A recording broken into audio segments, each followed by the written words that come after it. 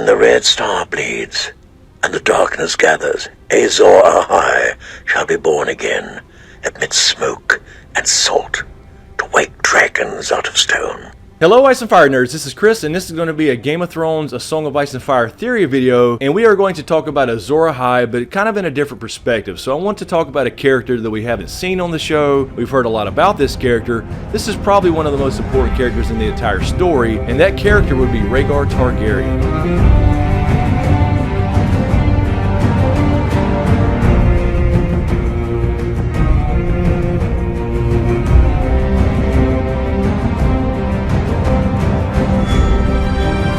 Alright, so this is not going to be your typical video where I say, okay, what if Rhaegar was Azor Ahai? It will in a sense, and I will illustrate that to serve a purpose, but the point being that I think there's a different perspective here as far as the prophecy in our story and how George R. R. Martin thinks in his writing, but I kind of want to do that to illustrate a point here that we'll get to near the end of the video. So let's get into it. Could Rhaegar have been Azor Ahai? And more importantly, did he in fact attempt 3 times to forge the hero sword Lightbringer, very similar to the legend we all heard about as far as Nicki? And in fact, at some point during his childhood, reading about all these prophecies, including the Azor Ahai prophecy, he told Willem Derry, the guy who ended up looking after Dany when she was born, as far as the house with the red door with the lemon tree out front, etc., I will require a sword and armor. It seems I must be a warrior. So let's talk about really quickly how Rhaegar could have actually been Azor Ahai and fit into this prophecy that I read off in the beginning of the video. So we have a couple of these requirements apparently to fit the Azor Ahai prophecy according to Melisandre. Again, this is from her point of view. That's the bleeding star, born amidst smoke and salt, and of course waking dragons out of stone. So there was an event at a place called Summerhall down south, and this was basically kind of a Targaryen summer home, where Aegon V Targaryen, who was in fact Egg from the Dunk and Egg novels, along with his Lord Commander of the King's Guard, Sir Duncan the Tall from those same novels, went to Summerhall to try to hatch dragon eggs. Now this event is surrounded in mystery because apparently some sort of big fire broke out and a lot of people died, including the king. A lot of people suspect something was done purposely here to kill all these Targaryens to prevent dragons coming back to the world,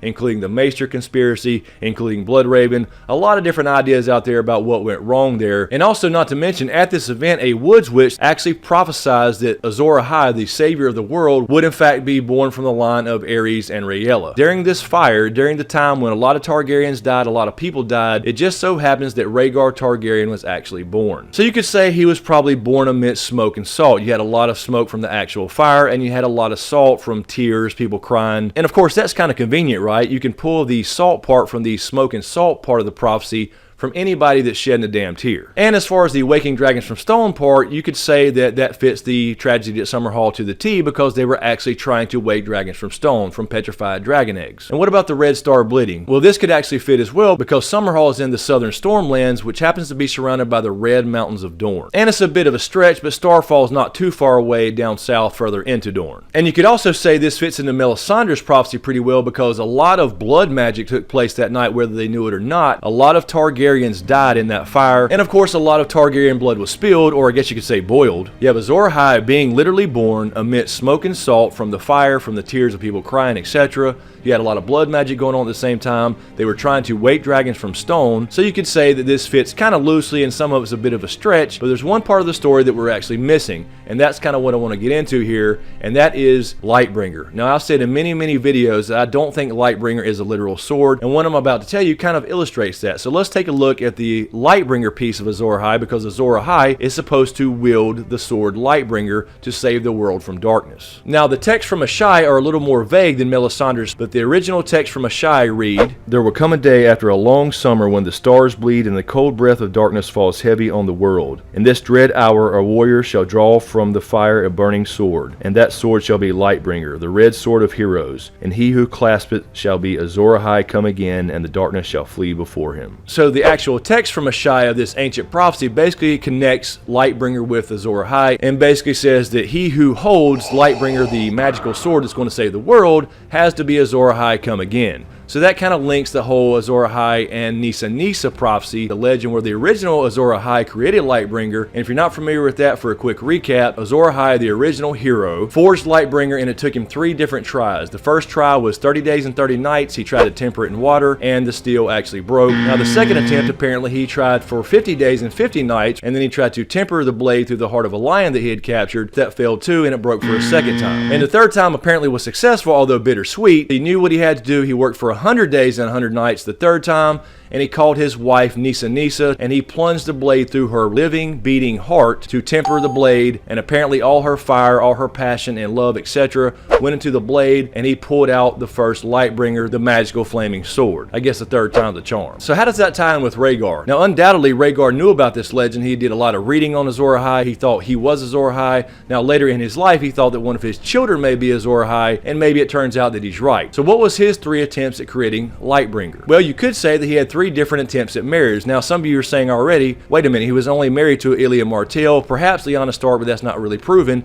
But there was, in fact, a 3rd attempt at a wife. So the first attempt was when Aerys II, his father, sent Steffon Baratheon, Robert Baratheon's father, to find a suitable wife of Valyrian descent with Valyrian blood for Rhaegar. Now, that attempt failed because apparently Steffon did not find a suitable wife for him, but he did send back a letter to Aerys saying he found a fool who was smart, who was funny, who would make his son laugh, and he would kind of bring him back as kind of a consolation prize. Well, it just so happens that Steffon Baratheon came into Shipbreaker Bay, where you can actually see Storm's End on the coastline. He got caught up in a bad storm on his ship called the Windproud, and actually died in a horrible shipwreck where everybody died, including his wife, and the only survivor, of course, was the fool called Patchface. Now, of course, the Patchface we know in the books is very different from the Patchface that Steffon Baratheon wrote about. He seems to speak in riddles, but his riddles seem to be very prophetic. So it's interesting to me, out of that little story, that Patchface is the only one who survives this. Patchface would continue to serve Stannis on Dragonstone when Robert became king. So the first attempt, you could say, failed in water. The second attempt we all know about. This was Elia Martell, the sister to Doran and Oberyn Martell. They got married, they had 2 children, Rhaenys and Aegon, and of course Rhaenys and Aegon and Elia were all killed by the Mountain. Now, we're not sure about the Aegon piece. Aegon could still be alive in the books, although I tend to think he's a Blackfyre and not really Aegon Targaryen. But the point being that he did in fact succeed in getting married and having 2 children. He of course thought the dragon had to have 3 heads. We saw that in the House of the Undying as far as Dany's vision. But his original children, Rhaenys and Aegon, were killed by the Mountain. Now, of course, the Mountain is from House Clegane, but of course he was commanded by Tywin Lannister,